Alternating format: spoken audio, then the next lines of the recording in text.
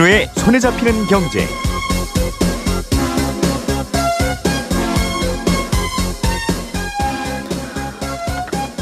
안녕하십니까, 이진우입니다. 손에 잡히는 경제가 뽑은 오늘의 숫자는 198만 명입니다.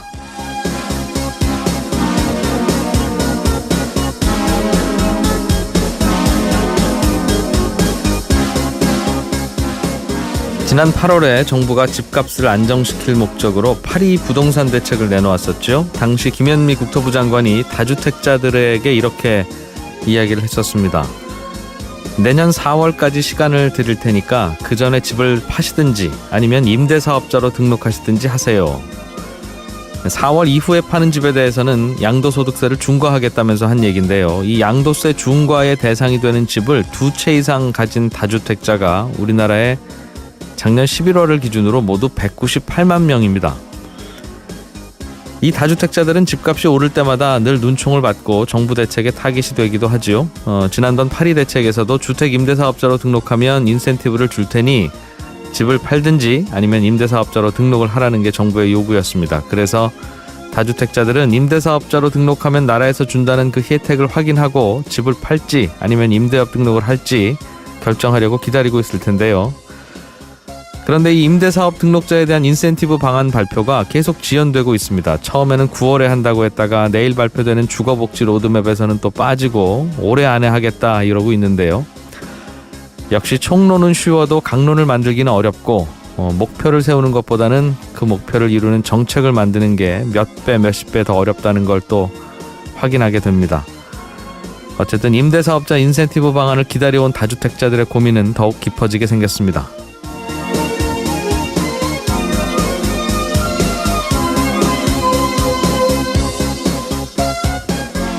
네, 11월 28일 손에 잡히는 경제입니다. 정부가 앞으로 공공임대주택을 비롯해서 100만 호를 추가로 공급할 계획이라고 밝혔죠. 내년부터 또 다주택자들은 대출받는 게 더 어려워지는데 정부의 이런 정책 변화가 부동산 시장에는 어떤 영향을 줄지 좀 인터뷰를 통해서 알아보겠습니다.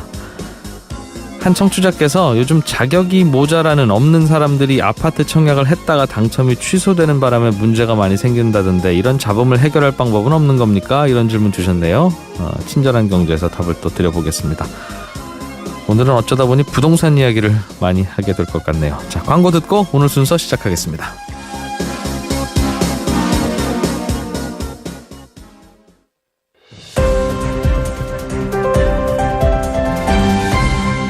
이진우의 손에 잡히는 경제.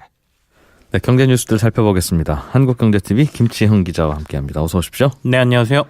종교인에게 과세하는 문제가 예정대로 진행될 모양입니다. 김동연 기획재정부 장관이 다시 한번 밝혔군요. 예, 김동연 경제부총리 겸 기획재정부 장관이 어제 이제 종교인 과세 관련해서 큰 가닥은 방향이 많이 잡혔다. 네. 예정대로 내년 1월에 시행할 것이다. 이렇게 언급을 했습니다. 내년 연말 정산은 종교인들도 하게 되는 거겠군요. 네, 그렇습니다. 예. 뭐 얼마나 세금을 낼지 또 얼마나 다시 돌려받을지는 모르겠지만 네. 어쨌든 이번 주 안에 입법 예고할 생각이다라고 얘기를 했고요. 그렇게 된다라고 하면 입법 예고 기간이 오는 30일부터 다음 달 14일까지 이제 예고 기간을 거쳐서 21일 날 차관회의 그리고 26일 국무회의를 거치면 12월 29일 날 종교인 과세 확정안이 공포가 됩니다.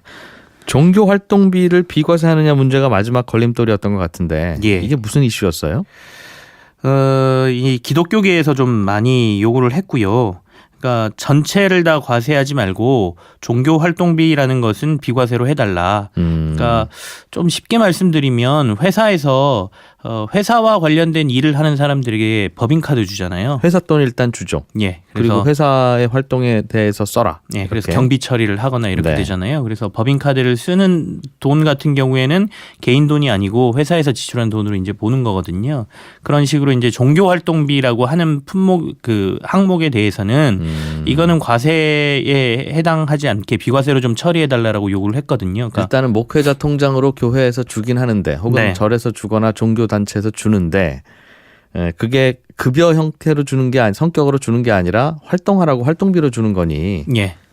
회사로 치면 법인카드와 같은 거다. 예. 이걸 개인의 소득으로 보지는 말아달라. 예, 그런 요구였습니다. 그래서 어쨌든 간에 교계 쪽에서 요구가 많았기 때문에 정부에서도 최대한 이제 종교인 과세를 하는 데 있어서 여러 종교계의 입장을 많이 반영을 하겠다라고 그동안 계속 얘기해 왔잖아요. 그래서 예. 이번 종교인 과세 시행안에 말씀하신 대로 종교인들의 이런 종교 활동비는 비과세로 하겠다라고 돼 있습니다. 그래서 앞으로 종교인들이 하는 일명의 종교 활동비, 그러니까 이걸 각 이 교단마다 조금씩 달라서요. 종교마다 좀 달라서 보니까 나름 이 기준들이 있습니다. 그러니까 예컨대 교회 같은 경우에는 당회나 공동의회라는 곳에서 이제 승인을 한 목회 활동비 네. 이런 게 이제 종교 활동비에 해당이 되고요. 불교는 종무회의라는 곳에서 이제 의결을 거쳐서 승려에게 지급하는 비용, 네. 그리고 천주교는 사제회의에서 승인한 성무 활동비 이런 것들이 이제 비과세 항목에 포함이 되겠죠. 근데 이제 말씀드린 대로 종교마다 기준도 다르고 어떤 성격의 금액을 여기다 줄 것이냐 이 부분은 이제 나중에 논란이 좀 될 수가 있겠죠. 그러니까 네. 뭐 믿어야 되겠지만 의구심의 눈초리를 보내는 사람들은 최대한 비과세 항목을 늘리기 위해서 이쪽으로 모든 비용을 좀 전가시키지 않겠느냐 뭐 이렇게 보면서 이렇게 종교인 과세를 하는 게 과연 의미가 있느냐 또 이렇게 주장하시는 분들도 있는 상황입니다. 그렇게요. 그러니까 목회 활동을 하는 종교 활동을 하는 과정에서 쓰는 돈이야 그게 개인의 소득은 아니니까 네. 회사에서 법인카드는 개인 소득으로 안 보는 것처럼 빼달라고 하는 게 분명히 논리적으로는 맞는데 말씀하신 대로 그게 목회 활동에 쓰였는지 아닌지는 회사 법인카드야 일일이 다 본인들이 쓰면서 영수증 다 제출하고 네. 영수증 못 끊었는데요. 그러면 그건 안 됩니다 하고 이제 본인이 사실은 토해내기도 하잖아요. 그렇죠. 그렇게 엄격하게 관리가 되니까 이게 이제 회사 목적으로 썼구나 아니라는 걸 사후에 알게 되고 그래서 발라낼 수 있는데 이거는 어디에 썼는지 알 수 없는 상황이고 들여다보기도 어렵잖아요. 세무조사도 뭐 안 한다고 했습니까? 세무조사 같은 경우에는 그 종교단체는 하지 않고 네. 종교인은 뭐 세무조사를 할 수 있다 이렇게는 돼 있거든요. 근데 아까 말씀드린 것처럼 이거 뭐 법인카드로 지급해서 쓴다라고 하면 이미 모든 내역이 다 드러나기 때문에 쉽지만 네. 사실 사후에 나는 여기다 썼습니다라고 신고하는 정도이기 때문에 일종의 뭐 예를 들어 물꼬를 조금 이렇게 열어놨다고 할까요? 뭐 너무 과세를 강하게 했을 때 반발을 우려를 해서 네. 종교인들의 의견을 좀 많이 들어줬다 이렇게 봐야 될 것 같습니다. 그러게요. 뭐 첫 술에 배부를 수는 없습니다만 곳곳에 추가로 개선할 부분은 눈에 띄긴 하네요. 네. 예. 이건희 삼성전자 회장에 대한 뉴스가 두 개나 나왔는데 우선 차명 계좌가 더 있더라는 소식이 있군요. 지금까지 차명 계좌라고 얘기하면 2008년도에 있었던 이른바 삼성특검에서 예. 한 1200개 정도의 차명 계좌가 발견됐고 그 안에 있는 주식의 총 가치가 4조 5천억 원이다 이런 거였잖아요. 예. 그래서 얼마 전에 국감에서도 여기에 세금을 제대로 물렸느냐 안 물렸느냐 이게 좀 이슈가 됐습니다. 그래서 지금 현재 뭐 더불어민주당 내에는 이건희 차명계좌 TF라는 것도 만들어져 가지고 네. 이 세금을 제대로 물리자 뭐 이런 것들과 관련된 부분 조사도 하고 이런 게 있고요. 실제로 금융당국하고 국세청에서도 그 당시의 자료들을 다시 되짚어보는 과정에 있는데 네.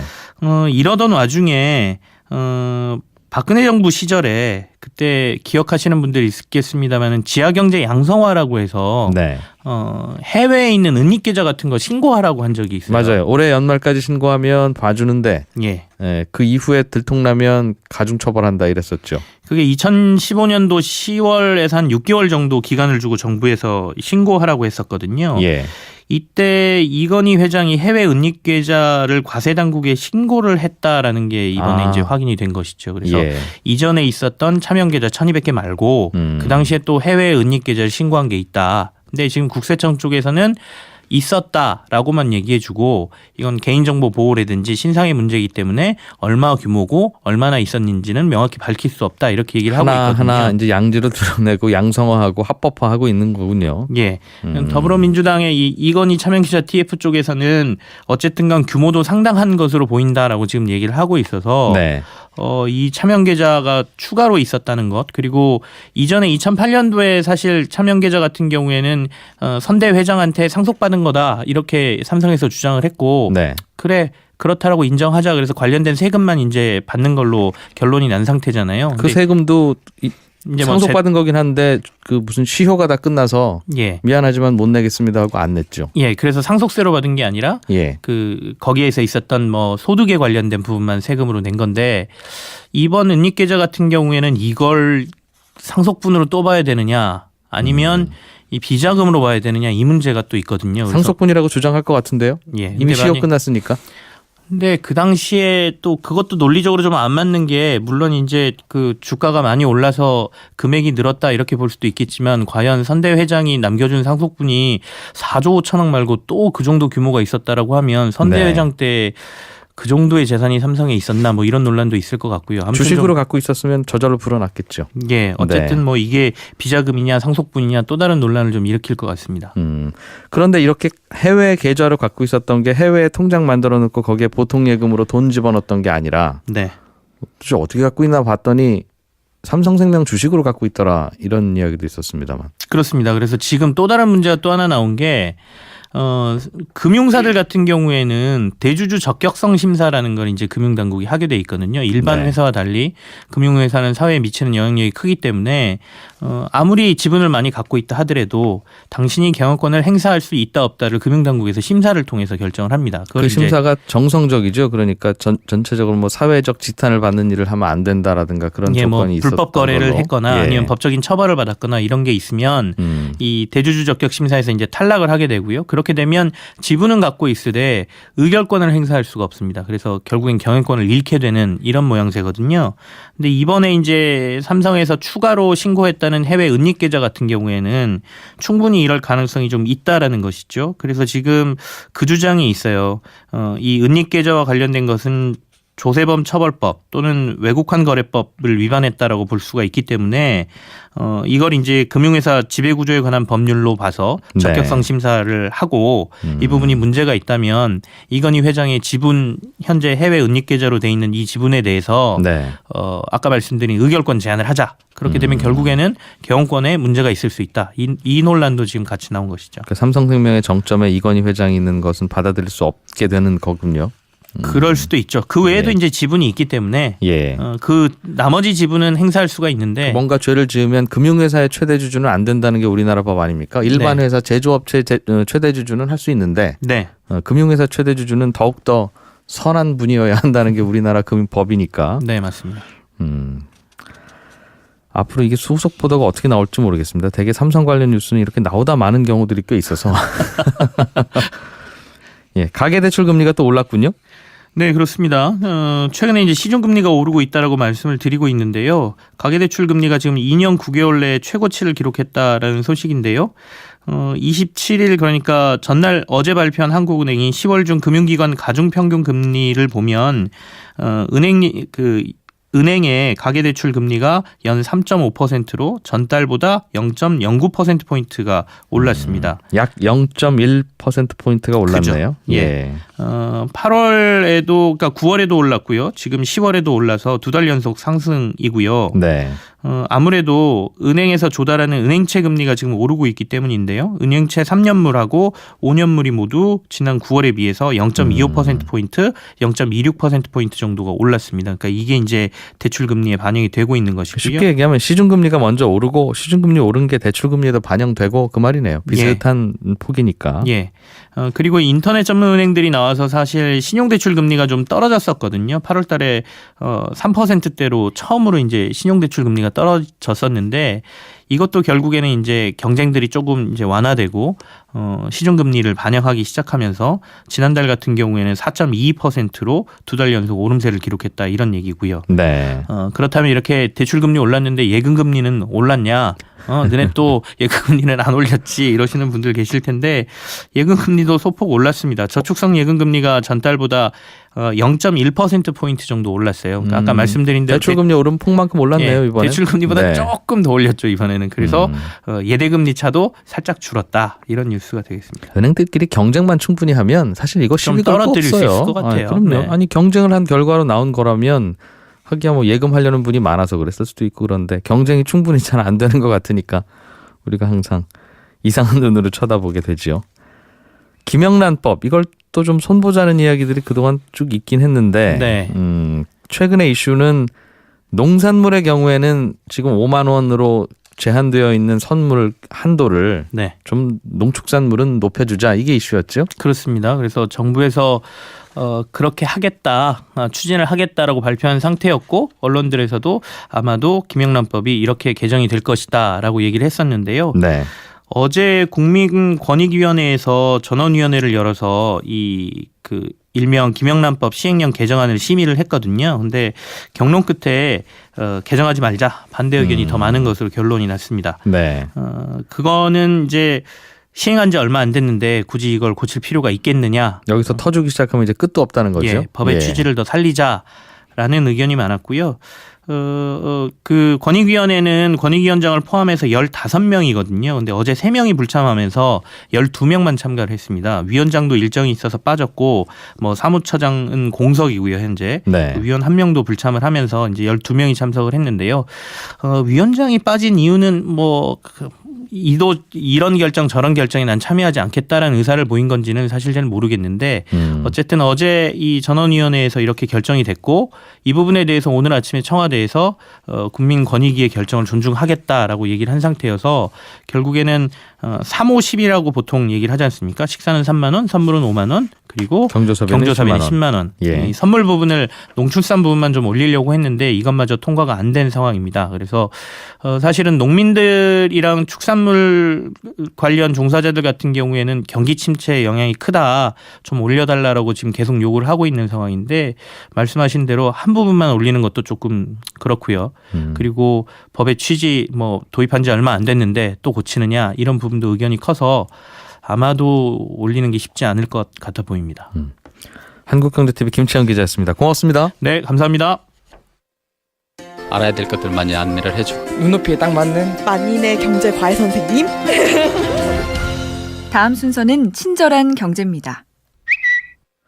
네, 오늘은 청취자 홍재선 씨가 보내오신 질문입니다. 국민주택 규모 아파트에 청약할 때는 그냥 제비 뽑기로 당첨자 정하는 게 아니라 무주택 기간 등등 여러 가지 조건을 갖춘 분들을 우선해서 점수를 매겨서 당첨자를 정하는데 이게 기껏 당첨돼 놓고 나중에 자격이 없는 걸로 판명이 돼서 당첨이 취소되는 경우도 있고 자격이 다 있는데도 이상하게 계약을 포기하는 경우도 많다고 들었다. 이거 왜 자꾸 이런 일이 벌어지는 건지 궁금하더라. 이런 질문 주셨습니다. 말씀 주신 대로 실제로도 어떤 아파트는요 100명의 당첨자를 뽑기로 되어 있었는데 그래서 뽑았는데 그중에 50명이 무자격자이거나 청약을 포기하는 걸로 판명돼서 50명을 다시 뽑아야 되는 경우도 있었답니다. 근데 문제는 이 50명을 다시 뽑을 때는 자격을 갖추고도 이제 운이 나빠서 100명 안에 못 드신 분들한테 차례차례 기회를 줘야 그게 옳은데 이게 법에 좀 구멍이 있어서요.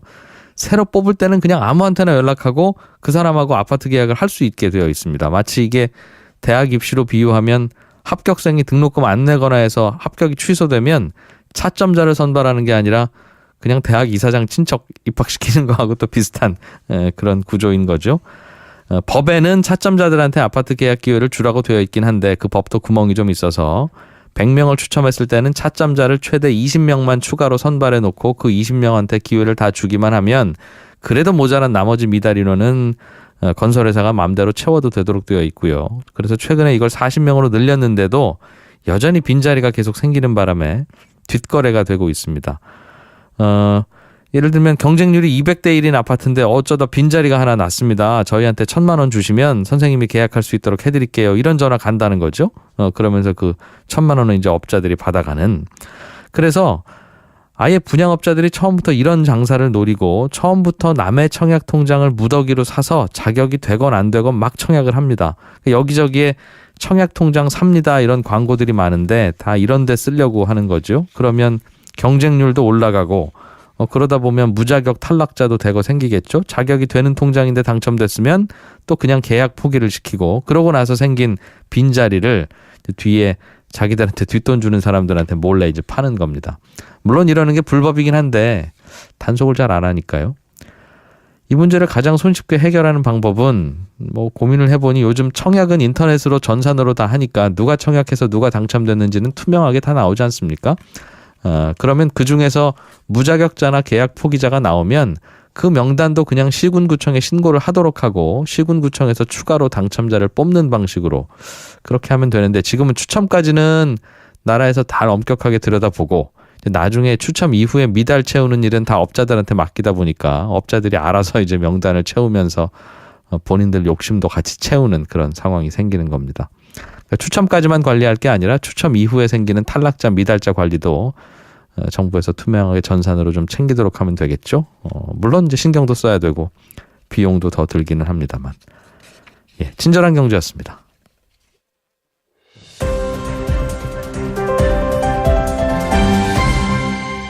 경제를 생각하는 사람들의 즐거운 습관. 이진우의 손에 잡히는 경제. 네, 부동산 시장은 아시다시피 여러 가지 자산 시장 중에서 정부의 정책이라는 변수의 영향을 제일 크게 받는 시장입니다. 그래서 매번 정부의 정책을 조금 더 유심히 보게 되는데요. 정부가 앞으로 공공임대주택을 비롯해서 100만 호를 추가로 공급하겠다고 발표했고 내년 1월부터는 다주택자들 대출을 지금보다도 더 강하게 규제하기로 했습니다.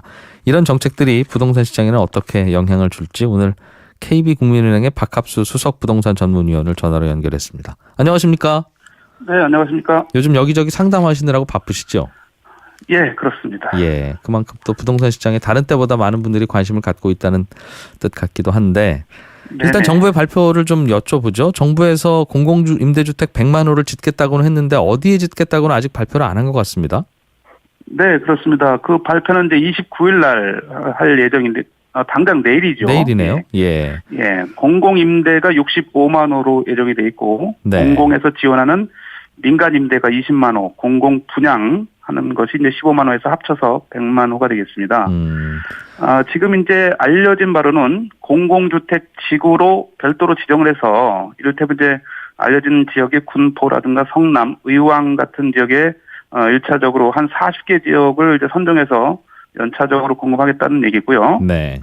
신혼희망타운은 이제 과천, 위례, 동탄, 이신도시 이런 지역에 이제 마련을 한다는 계획입니다. 보시기에 그 동네에 그 정도 지을 만한 땅은 있는 걸로 보십니까? 우선 이제 미리 확보된 그런 방금 언급해드린 뭐 과천이나 위례, 동탄 같은 데는 이미 기존에 공공택지가 있습니다. 이런 지역들을 우선해서 당장 조기에 공급할 수 있기 때문에 먼저 하고요. 이런 준비된 공공택지 말고 이제 신규 주택지구를 지정을 해서 네. 앞으로 순차적으로 공급을 하겠다는 건데 이거는 이제 그야말로 좀 시간이 오래 걸리죠. 입주까지는 대략 5년 이상 소요될 것 같아서 결국 입주는 이제 차기 정부 시절에 입주가 돼야 된다는 이런 상황은 됩니다. 예. 공공택지 마련돼 있던 거에는 바로 지어 올릴 수도 있는 건가요, 그럼? 예, 그렇습니다. 잠시 언급한 과천이라든가 위례, 동탄, 이신도시는 이미 기존의 부지를 확보하고 있는 거니까 예. 이런 부지를 이제 뭐 전용을 하든 해서 조기에 공급하게 되면 짧게는 한 2년 정도면 뭐 입주가 가능하지 않겠나 생각이 됩니다. 그 부지는 원래 뭐 하려고 잡아놨던 부지입니까? 이미 아파트 신도시를 개발하면 아파트 부지는 일반 우리가 중대형으로 분양하는 아파트 용지가 있고 중소형 짓는 용지가 있고 공공 임대 아파트 용지 이런 식으로 용지가 다 용도별로 이미 구별이 돼 있는데 네. 그런 용지를 활용해서 짓겠다는 의도라고 보시면 됩니다. 그 말은 안 그래도 거기 아파트 지을 땅이었다는 뜻인가요? 예, 그렇죠. 이미 전 정부에서 내지는 뭐 LH공사가 기획해놓은 그런 용도의 부지에다가 예. 새롭게 이제 새 정부가 들어서면서 다시 한번 그 부지를 활용해서 공급하겠다는 거니까 이건 이미 기존에 계획이 돼 있었던 부분이라고 할 수 있겠습니다. 알겠습니다. 어떻게 보십니까? 많은 분들이 이 부동산 가격 잡으려면 이런저런 규제책보다는 공급 많이 늘리는 게 유일한 답이라고 하셨고 박합수 네. 수석위원께서도 늘 그렇게 말씀하셨던 걸로 기억하는데 공급을 늘리겠다는 거니까 이제 좀 잡힐 걸로 보이세요? 어떻습니까? 우선 이제 서민층 주거 안정에는 뭐 상당한 도움이 될 것으로 기대가 됩니다. 현재 일반 주택 시장을 보게 되면 지방 같은 경우 지금 시장이 상대적으로 수도권에 비해서 안정이 돼 있는데 이것은 네. 그동안 공급이 확충된 결과라고 볼 수가 있습니다. 그래서 시장의 공급이 상당 부분 가격에 영향을 주는 중요 요인이다 이렇게 좀 말씀을 드릴 수가 있고 네. 다만 이제 이런 계획들이 전 정부에서도 있었고 현 정부에서도 계속 연이어서 나오는 겁니다. 그런데 초기 발표 시점에서는 이렇게 뭐 100만 가구를 얘기하고 합니다만 초질간 중간에 중간 보고 나중에 종료됐을 때 결과 보고가 거의 없는 이런 상태가 되다 보니 우리가 좀 확인이 안 되는 측면이 있어요. 그래서 용두사미로 끝나지 말고 초질관 추진이 돼야 된다. 정부가 바뀌더라도 이것은 변하지 말아야 된다라는 주장입니다. 왜냐하면 입주할 그 서민층 국민은 그대로 있는데 네. 정부만 바뀌는 거거든요. 그러다 보니까 이 계획은 중장기적으로 지속적으로 추진돼야 될 그런 계획이라고 할 수 있습니다. 예. 일단 공급이 늘어나니까 당연히 가격도 안정이 되겠다는 기대감도 합리적으로 생길 수 있고 또 한 가지 걱정되는 건 사람들이 원하는 지역, 이 지역에 집이 좀 많이 생기면 나는 사겠다라고 생각하는 지역과 정부에서 땅이 있으니 여기에 공급하겠습니다라고 하는 지역에 미스매치가 생기면 네네. 정부가 공급하는 것은 비어 있고 또 사람들이 좋아하는 곳은 계속 경쟁률이 치열한 이제 그런 상황이 오는데 그래서 이번에 입지가 어느 쪽이냐가 굉장히 관심인데요. 수요를 좀 맞출 것으로 보십니까? 아니면 어떻게 좀 바라보세요? 그런 차원에서 이제 우리가 과거 이명박 정부 시절에 그 개발된 보금자리 주택 지구가 있습니다. 네. 서울에 접한 그런 그린벨트 지역에서 주택을 공급하는 거죠. 이런 형태로 대규모 택지로 가지 않더라도 소규모 택지직을 공급하더라도 바로 서울 주변에서 교통 출퇴근이 원활한 이런 지역에 집중적으로 이런 그 공공 임대주택을 공급을 해야지만 실질적인 효과가 크지 않나 생각이 됩니다. 역시 이제 수요가 있는 곳에 공급을 해야 되는 측면이기 때문에 그런 부지를 찾아야 되고요. 사실 그런 부지를 지을 만한 입지는 서울 주변에 아직도 상당히 많이 있습니다. 그렇기 때문에 적정 부분 개발할 수 있다 그러면 그 부지 문제는 해결이 될 것으로 예상이 됩니다. 어느 서울 근처에 어디가 그렇게 좀 괜찮다고 표현하면 애매합니다만 넉넉하게 주택을 공급할 수 있을 만한 서울 도심에서 가까운 지역이 어디가 비어 있어요? 제 개인적으로 볼 때는 서울의 그 상암 DMC부터 일산 신도시까지의 그 사이에 능곡 대곡 지역도 상당 부분 입지, 지하철, 전철, 도로가 온갖 기반들이 갖춰진 그런 지역이고요. 이제 가서 아파트만 지어도 무리가 전혀 없는 그런 입지라고 할 수가 있고, 그다음에 김포공항에서 김포 한강 신도시 가기 전에 그런 뭐 고촌 일대라든가 그 공항 주변에 뭐 부천 일대라든가 이런 지역들이 이쪽 서부 지역에는 충분히 향후 공급 예정지를 볼 수가 있고요. 그리고 이제 지하철 신안산선이 개통이 되게 되면 이 시흥시 광명 일대 그 시흥시 일대도 충분히 그런 여건이 갖춰진 부지라고 볼 수가 있을 것 같고요. 동쪽으로 가게 되면 강남이 쪽 그 수서 지역도 충분히 아직 추가 공급 여력이 있고 동쪽으로 가서는 이제 남양주 일대도 여전히 그것을 공급할 만한 부지는 확보돼 있지 않나 좀 판단이 됩니다. 네.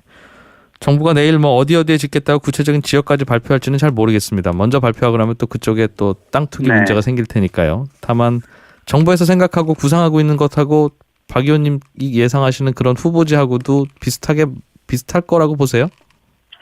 일단 그 공급을 하는 목적이 결국은 이제 이 도심 지역을 중심으로 해서 출퇴근이 가능한 이런 지역에서 공급이 돼야 실질적인 그 효과가 나타나는 거기 때문에 출퇴근이 원만하게 가능해야 됩니다. 그만큼 교통 접근성이 뛰어나야 되다 보면 수도권이라도 또 원거리 같은 뭐 화성 동탄 같은 경우는 사실 서울 출퇴근이 생각만큼 쉽지 않고 의정부 뒤쪽에 양주 같은 데도 다소 좀 원거리가 아니겠습니까?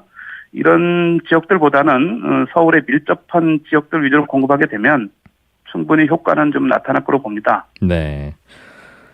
내년 1월부터 정부가 신 DTI라고 하는 제도도 또 도입하기로 하고 하면서 등등 여러 가지 대출 규제도 좀 더 이어가고 있는 것 같습니다.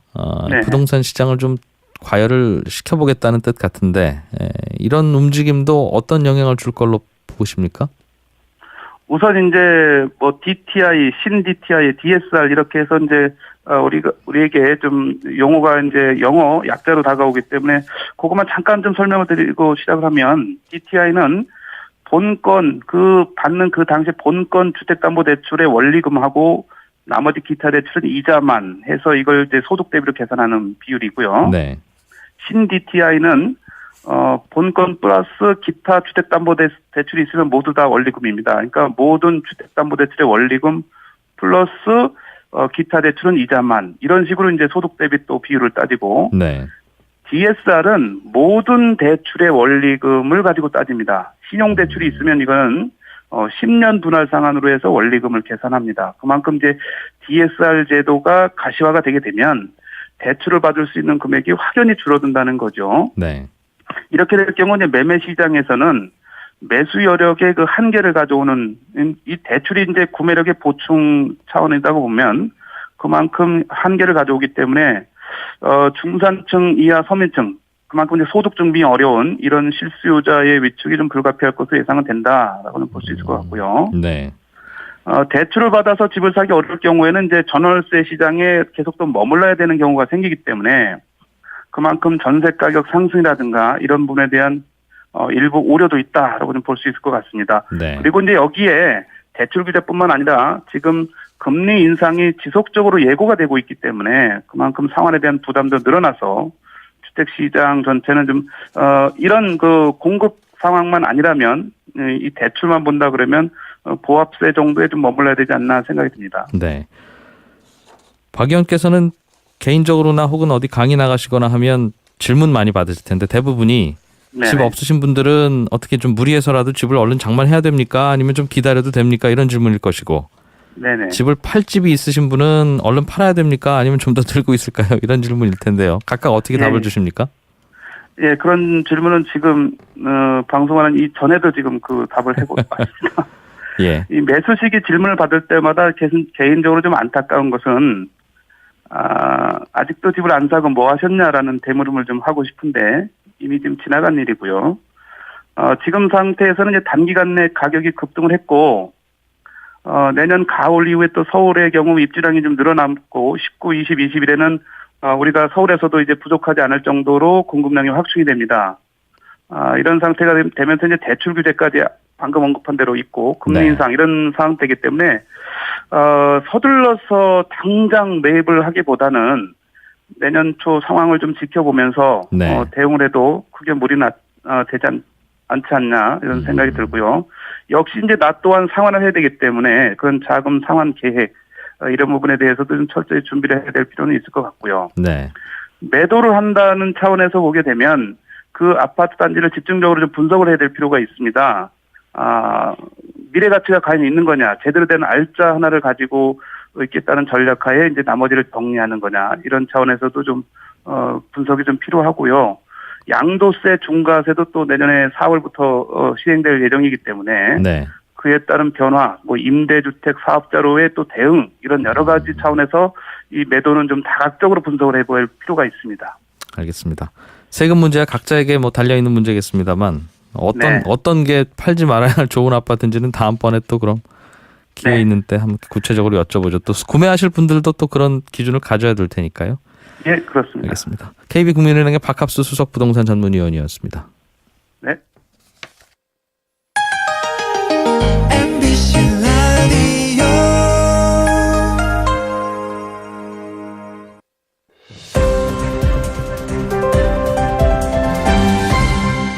이진우의 손에 잡히는 경제. 네, 나라 밖 소식 좀 들어보는 시간입니다. 한양대학교 국제학부 이정우 교수 나오셨어요. 어서 오십시오. 네, 안녕하십니까. 요즘 국제유가가 계속 오르고 있습니다. 네네네.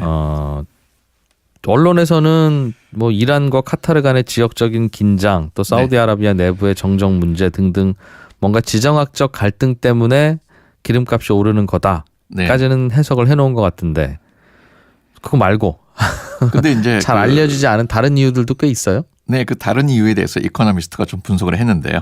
짧게 좀 설명을 드리겠습니다. 첫째, 이제 국제 에너지 기구가 전망한 바에 따르면은 내년에도 소비가 계속 좀 증가할 거다. 기름 소비가? 보고 있습니다. 네네. 근데 그 기름 소비가 증가하는 데에 비해서 유가는 여전히 2008년 최고치의 절반에도 못 미치기 때문에 소비자들이 소비에 브레이크를 걸지 않고 계속 소비할 거다. 유가 석유를 소비할 거다. 이렇게 첫 번째 분석을 하고 있고요. 그다음에 두 번째로는 이제 그 수요가 증가하면은 오펙 공급이 이제 좀 감소를 해야 되지 않겠습니까? 유가가 오르려면 그렇겠죠. 네네. 근데 지금까지는 쉐일 오일이니 뭐니 수요 증가에 따른 공급이 오히려 더 많이 늘어서 유가가 말씀하신 대로 최고치에 비해서는 아직도 절반가량의 거래가 되고 있는 건데. 근데 이제 그 쉐일 오일을 생산하는 사람들의 속셈은 그렇지 않다. 이렇게 분석을 한 거죠. 지금도 유가가 지금 60불 넘어서 7, 80불 가면 대거 쉐일 오일 업자들이 오일을 캐서 내다 팔 거기 때문에 그러면 석유 가격은 다시 또 내려가지 않겠나 이런 생각, 기대 혹은 전망 하시는 분들이 있어요. 네, 이코노미스트는 약간 좀 다른 시각을 갖고 있는데요. 모건 스탠리의 분석에 따르면은 이런 석유가 줄어든 만큼을 쉐일 오일이 좀 생산을 하려고 하면은 지금 현재보다 약 쉐일 오일의 생산량을 17% 하루에 17% 정도 증가를 시켜야지 예. 줄어든 부분을 상쇄를 할 수 있는데 지금 현재 이제 셰일 오일이라든가 이런 생산하는 사람들의 그 분석을 보면은 연간 5%만 생산이 증가하고 있습니다. 그러니까 그 지금 현재 생산을 하고 있는 게 5%인데 줄어든 석유 부분을 예를 들어 가지고 상쇄를 하려면은 17%를 해야 되니까 더 많이 생산해야 되는 건데 근데 실제로는 미국의 셰일가스라고 하는 거는 그냥 펌프 꽂고 바로 뽑아내면 네. 뭐 하루아침에라도 더 많이 뽑아낼 수 있다고 하던데요. 안 그렇습니까? 네, 근데 이제 그 셰일 오일을 생산하는 업자들이 은행에서 돈을 많이 빌려가지고 했는데 이제 셰일 오일 생산 가격이 높으니까 네. 거의 다 망하고 지금 살아남은 데는 진짜 대형 셰일 오일 생산하는 사람들만 남은 거죠. 아, 많이 줄었어요, 업자들이. 네네네. 예. 근데 이 사람들이 이제 수지 타산을 맞추려고 하면은 셰일 오일을 많이 생산해서 낮은 가격으로 파는 것보다는 좀 적게 하고 높은 가격을 유지하는 게 더 좋다. 이렇게 지금 그 분석을 하고 있습니다. 셰일 오일 업자들 숫자가 줄어서 네네. 그 시장도 슬슬 이제 과점 구조도 되고 물량 컨트롤도 하기 시작했다. 오펙처럼 그 네네. 말이네요. 그렇습니다. 그래서 이게 많이 생산하는 것보다는 좀 적게 생산하고 높은 가격을 받는 게 낫다. 그래서 이제 그 오펙에서 줄어든 부분을 셰일 오일이 상쇄를 하지 못할 것이다. 이렇게 분석하는 네. 게 두 번째 이유고. 예. 세 번째 이유는 보면은 이제 그 물론 이번 11월 30날 비엔나에서 이제 회의를 합니다. 오펙에서. 네. 그 다시 동결하자 이렇게 생각하는데 실제로 보면은 이렇게 이제 그 사우디아라비아 같은 경우는 국영 석유 회사가 이제 아람코라고 있는데 이제 상장을 하지 않습니까? 이 아람코라고 하는 회사는 사우디아라비아 국영 기업인데 국영 석유 회사죠. 네. 예. 그 유전을 갖고 있는 회사죠, 이 회사가. 뭐 전체 사우디 아람코의 주 수익원이 이제 석유를 생산하는 거고 우리나라 같으면은 이 사우디 아람코에서 우리나라가 이제 정제하는 석유 크루드 오일이라고 그러죠. 원유를 네. 예. 매년 36% 우리나라 전체 소비의 36%를 지금 수입을 하고 있는 그런 사우디 유전 덩어리를 갖고 있는 그냥 회사 같은데. 네네. 예. 근데 이제 상장을 하려고 그러면은 높은 가격을 받아야 되니까 석유 가격이 높아야지 상장 가격이 좋지 않습니까? 이걸 네, 무슨 해외에 상장시키는 모양이죠. 네네. 해외 상장하는 건데 그런 게 있고 또 러시아 같은 경우는 블라디미르 푸틴 대통령 같은 경우는 높은 석유 가격으로 지금 경제를 좀 유지해야 되는 그런 이유가 있고 네. 또 아까 말씀드린 대로 셰일 생산자들은 더 높은 물량을 많이 하고 싸게 하는 것보다는 적게 하고 높은 가격을 받아서 좀 수익을 맞추는 게 좋다. 이렇기 때문에 기본적으로 오일 생산량이 그렇게 많이 늘어나지는 않을 거라는 게 이코노미스트의 분석이고 지속적으로 석유 가격은 좀 올라갈 것이다. 이렇게 분석하고 있습니다. 되게 파는 분들이야 뭐 가격 오르면 다 좋으니까 늘 마음은 똑같았을 텐데 수요가 받쳐주지 못하면 아유 싸게라도 팔아야지 자칫하면 더 싸게 팔아야 되겠다라는 생각으로 이제 서로 경쟁하면서 캔에다가 유가가 떨어지는 것인데 네네. 이번에는 그런 그림은 안 그려질 가능성이 높다는 거네요. 그렇습니다. 그렇다면 앞으로는 그럼 석유 가격이 지금보다 계속 더 오를 가능성이 높다는 게 이 이코노미스트지의 전망입니까? 네, 지금 우리가 알고 있는 이런 지정학적인 요인 이런 것보다는 예. 그 제가 말씀드린 세 가지 비지정학적인 요인 때문에 결국은 내년에도 석유 소비라든가 이런 것이 점점 늘어나고 석유 가격은 좀 70불 이렇게 높은 가격을 좀 형성할 수도 있다. 이렇게 분석을 하고 있습니다. 70불이면 지금보다 뭐 조금 더 한 10% 정도 높은 가격인가요? 네, 근데 이제 구체적으로 70불, 80불을 숫자는 말하고 있지 않지만은 전반적인 트렌드는 알겠습니다. 또 높은 석유 가격을 이제 높은 가격을 지금 예상하고 있습니다. 예. 네. 한양대학교 이정우 교수였습니다. 고맙습니다. 네, 감사합니다. 예, 손에 잡히는 경제 지금까지 저는 이진우였습니다. 내일 오전 11시 10분에 다시 올게요. 들어주신 여러분 고맙습니다. 점심 맛있게 드십시오.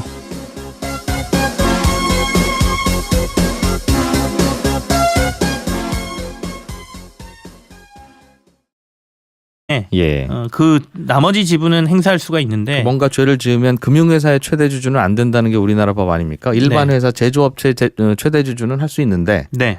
금융회사 최대 주주는 더욱더 선한 분이어야 한다는 게 우리나라 금융법이니까. 네, 맞습니다. 앞으로 이게 수속 보도가 어떻게 나올지 모르겠습니다. 되게 삼성 관련 뉴스는 이렇게 나오다 많은 경우들이 꽤 있어서. 예, 가계대출 금리가 또 올랐군요. 네, 그렇습니다. 최근에 이제 시중금리가 오르고 있다라고 말씀을 드리고 있는데요. 가계대출 금리가 지금 2년 9개월 내에 최고치를 기록했다라는 소식인데요.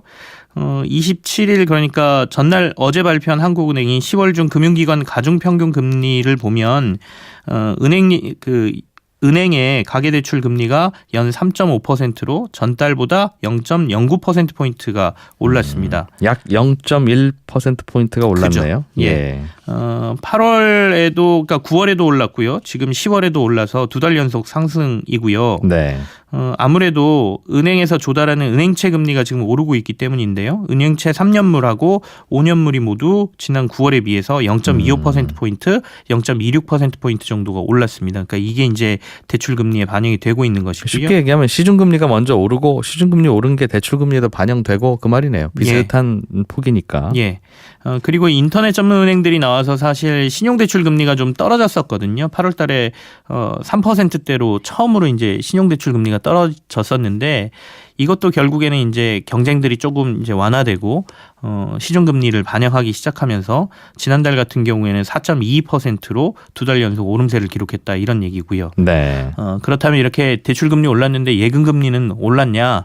너네 또 예금금리는 안 올렸지 이러시는 분들 계실 텐데 예금금리도 소폭 올랐습니다. 저축성 예금금리가 전달보다 0.1%포인트 정도 올랐어요. 그러니까 아까 말씀드린 대로 대출금리 오른 폭만큼 올랐네요. 이번에. 대출금리보다 네. 조금 더 올렸죠. 이번에는. 그래서 예대금리 차도 살짝 줄었다. 이런 뉴스가 되겠습니다. 은행들끼리 경쟁만 충분히 하면 사실 이거 좀 시비 걸 거 떨어뜨릴 수 없어요. 있을 것 같아요. 그럼요. 네. 아니 경쟁을 한 결과로 나온 거라면 하기야 뭐 예금하려는 분이 많아서 그랬을 수도 있고 그런데 경쟁이 충분히 잘 안 되는 것 같으니까 우리가 항상 이상한 눈으로 쳐다보게 되지요.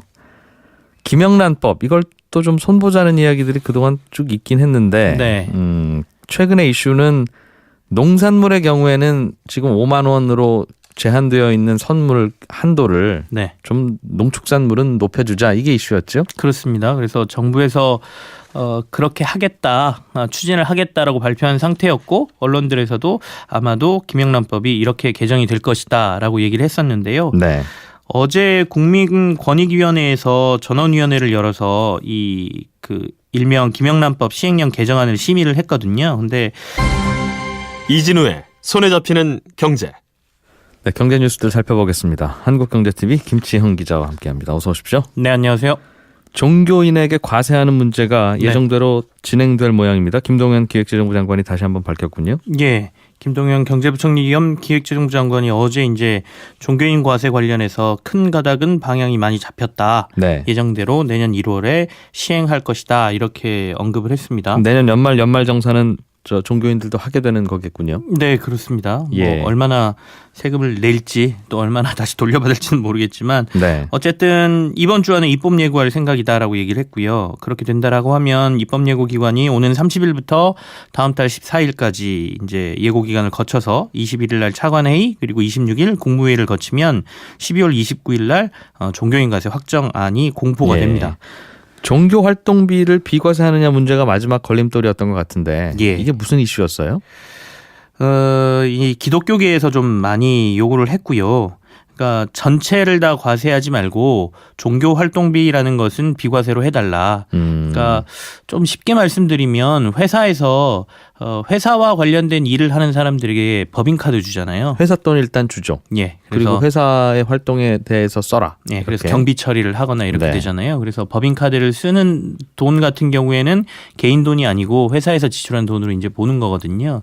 그런 식으로 이제 종교 활동비라고 하는 항목에 대해서는 이거는 과세에 해당하지 않게 비과세로 좀 처리해 달라라고 요구를 했거든요. 그러니까 일단은 목회자 통장으로 교회에서 주긴 하는데 혹은 네. 절에서 주거나 종교 단체에서 주는데 그게 급여 형태로 주는 게 성격으로 주는 게 아니라 활동하라고 활동비로 주는 거니 예.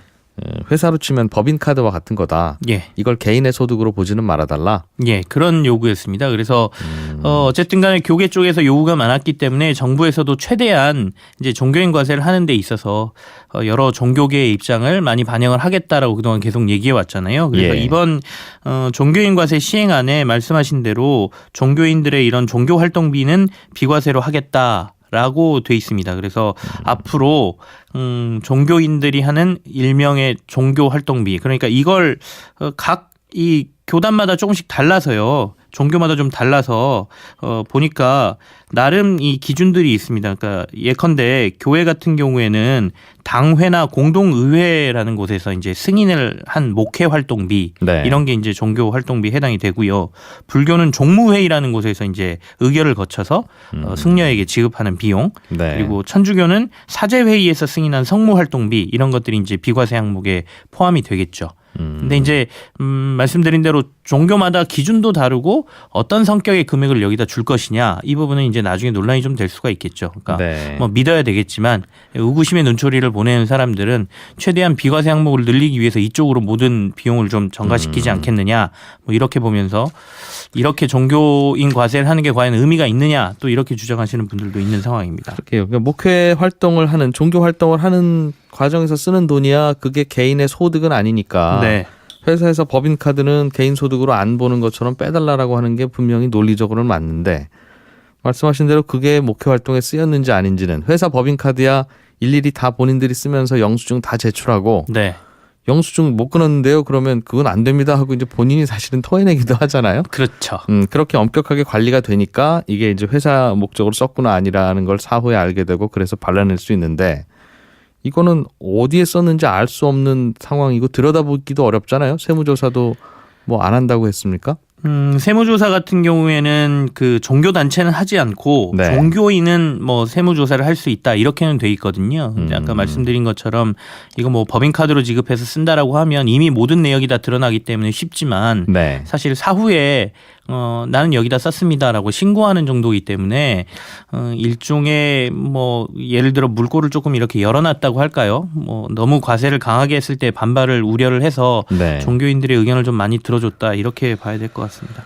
그러게요. 뭐 첫 술에 배부를 수는 없습니다만 곳곳에 추가로 개선할 부분은 눈에 띄긴 하네요. 네. 예. 이건희 삼성전자 회장에 대한 뉴스가 두 개나 나왔는데 우선 차명 계좌가 더 있더라는 소식이 있군요. 지금까지 차명 계좌라고 얘기하면 2008년도에 있었던 이른바 삼성특검에서 예. 한 1200개 정도의 차명 계좌가 발견됐고 그 안에 있는 주식의 총 가치가 4조 5천억 원이다 이런 거였잖아요. 예. 그래서 얼마 전에 국감에서도 여기에 세금을 제대로 물렸느냐 안 물렸느냐 이게 좀 이슈가 됐습니다. 그래서 지금 현재 뭐 더불어민주당 내에는 이건희 차명계좌 TF라는 것도 만들어져 가지고 네. 이 세금을 제대로 물리자 뭐 이런 것들과 관련된 부분 조사도 하고 이런 게 있고요. 실제로 금융당국하고 구세청에서도 그 당시의 자료들을 다시 되짚어보는 과정에 있는데 네. 이러던 와중에 박근혜 정부 시절에 그때 기억하시는 분들이 있겠습니다만은 지하경제 양성화라고 해서 네. 해외에 있는 은닉계좌 같은 거 신고하라고 한 적이 있어요. 맞아요. 올해 연말까지 신고하면 봐주는데 예. 그 이후에 들통나면 가중처벌한다 이랬었죠. 그게 2015년도 10월에서 한 6개월 정도 기간을 주고 정부에서 신고하라고 했었거든요. 예. 이때 이건희 회장이 해외 은닉계좌를 과세당국에 신고를 했다라는 게 이번에 이제 확인이 된 것이죠. 그래서 예. 이전에 있었던 차명계좌 1200개 말고 그 당시에 또 해외 은닉계좌를 신고한 게 있다. 근데 지금 국세청 쪽에서는 있었다라고만 얘기해주고 이건 개인정보 보호라든지 신상의 문제이기 때문에 얼마 규모고 얼마나 있었는지는 명확히 밝힐 수 없다 이렇게 얘기를 하고 있거든요. 하나 이제 양지로 드러내고 양성화하고 합법화하고 있는 거군요. 예. 더불어민주당의 이건희 차명계좌 TF 쪽에서는 어쨌든간 규모도 상당한 것으로 보인다라고 지금 얘기를 하고 있어서 네. 이 차명계좌가 추가로 있었다는 것 그리고 이전에 2008년도에 사실 차명계좌 같은 경우에는 선대 회장한테 상속받은 거다 이렇게 삼성에서 주장을 했고 네. 그래 그렇다라고 인정하자 그래서 관련된 세금만 이제 받는 걸로 결론이 난 상태잖아요. 그 세금도 이제 상속받은 거긴 한데 그 무슨 시효가 다 끝나서 예. 미안하지만 못 내겠습니다 하고 안 냈죠. 예, 그래서 상속세로 받은 게 아니라 예. 그 거기에서 있었던 뭐 소득에 관련된 부분만 세금으로 낸 건데 이번 은닉계좌 같은 경우에는 이걸 상속분으로 또 봐야 되느냐 아니면 이 비자금으로 봐야 되느냐 이 문제가 또 있거든요. 그래서 상속분이라고 주장할 것 같은데요. 예, 이미 시효 끝났으니까. 근데 그 당시에 또 그것도 논리적으로 좀 안 맞는 게 물론 이제 그 주가가 많이 올라서 금액이 늘었다 이렇게 볼 수도 있겠지만 과연 선대 회장이 남겨준 상속분이 4조 5천억 말고 또 그 정도 규모가 있었다라고 하면 선대 네. 회장 때 그 정도의 재산이 삼성에 있었나 뭐 이런 논란도 있을 것 같고요. 아무튼 주식으로 갖고 있었으면 저절로 불어났겠죠. 예, 어쨌든 뭐 이게 비자금이냐 상속분이냐 또 다른 논란을 좀 일으킬 것 같습니다. 그런데 이렇게 해외 계좌를 갖고 있었던 게 해외에 통장 만들어 놓고 거기에 보통 예금으로 돈 집어넣었던 게 아니라 네. 도대체 어떻게 갖고 있나 봤더니 삼성생명 주식으로 갖고 있더라 이런 이야기도 있었습니다만. 그렇습니다. 그래서 지금 또 다른 문제가 또 하나 나온 게 금융사들 같은 경우에는 대주주 적격성 심사라는 걸 이제 금융당국이 하게 돼 있거든요. 일반 네. 회사와 달리 금융회사는 사회에 미치는 영향력이 크기 때문에 아무리 지분을 많이 갖고 있다 하더라도 당신이 경영권을 행사할 수 있다 없다를 금융당국에서 심사를 통해서 결정을 합니다. 그 심사가 정성적이죠. 그러니까 전체적으로 뭐 사회적 지탄을 받는 일을 하면 안 된다라든가 그런 예, 조건이 뭐 있었던 불법 거래를 걸로. 했거나 예. 아니면 법적인 처벌을 받았거나 이런 게 있으면 이 대주주 적격 심사에서 이제 탈락을 하게 되고요. 그렇게 되면 지분은 갖고 있으되 의결권을 행사할 수가 없습니다. 그래서 결국엔 경영권을 잃게 되는 이런 모양새거든요. 근데 이번에 이제 삼성에서 추가로 신고했다는 해외 은닉 계좌 같은 경우에는 충분히 이럴 가능성이 좀 있다라는 것이죠. 그래서 지금 그 주장이 있어요. 이 은닉 계좌와 관련된 것은 조세범 처벌법 또는 외국환 거래법을 위반했다라고 볼 수가 있기 때문에 이걸 이제 금융회사 지배구조에 관한 법률로 봐서 적격성 심사를 하고 이 부분이 문제가 있다면 이건희 회장의 지분 현재 해외 은닉 계좌로 돼 있는 이 지분에 대해서 네. 아까 말씀드린 의결권 제한을 하자. 그렇게 되면 결국에는 경영권에 문제가 있을 수 있다. 이 논란도 지금 같이 나온 것이죠. 그러니까 삼성생명의 정점에 이건희 회장이 있는 것은 받아들일 수 없게 되는 거군요. 그럴 수도 있죠. 그 외에도 네. 이제 지분이 있기 때문에.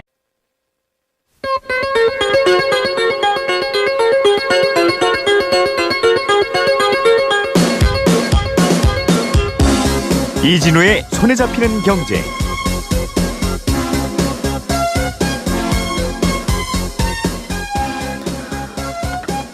안녕하십니까, 이진우입니다. 손에 잡히는 경제가 뽑은 오늘의 숫자는 198만 명입니다.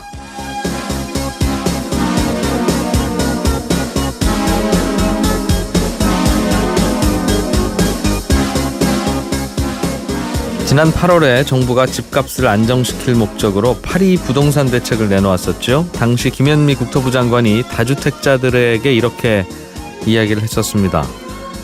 내년 4월까지 시간을 드릴 테니까 그 전에 집을 파시든지 아니면 임대사업자로 등록하시든지 하세요. 4월 이후에 파는 집에 대해서는 양도소득세를 중과하겠다면서 한 얘기인데요. 이 양도세 중과의 대상이 되는 집을 2채 이상 가진 다주택자가 우리나라에 작년 11월을 기준으로 모두 198만 명입니다. 이 다주택자들은 집값이 오를 때마다 늘 눈총을 받고 정부 대책에 타깃이 되기도 하지요. 지난번 파리 대책에서도 주택 임대사업자로 등록하면 인센티브를 줄 테니 집을 팔든지 아니면 임대사업자로 등록을 하라는 게 정부의 요구였습니다. 그래서 다주택자들은 임대사업자로 등록하면 나라에서 준다는 그 혜택을 확인하고 집을 팔지 아니면 임대업 등록을 할지 결정하려고 기다리고 있을 텐데요. 그런데 이 임대사업 등록자에 대한 인센티브 방안 발표가 계속 지연되고 있습니다. 처음에는 9월에 한다고 했다가 내일 발표되는 주거복지 로드맵에서는 또 빠지고 올해 안에 하겠다 이러고 있는데요. 역시 총론은 쉬워도 강론을 만들기는 어렵고 목표를 세우는 것보다는 그 목표를 이루는 정책을 만드는 게 몇 배, 몇십 배 더 어렵다는 걸 또 확인하게 됩니다. 어쨌든 임대사업자 인센티브 방안을 기다려온 다주택자들의 고민은 더욱 깊어지게 생겼습니다.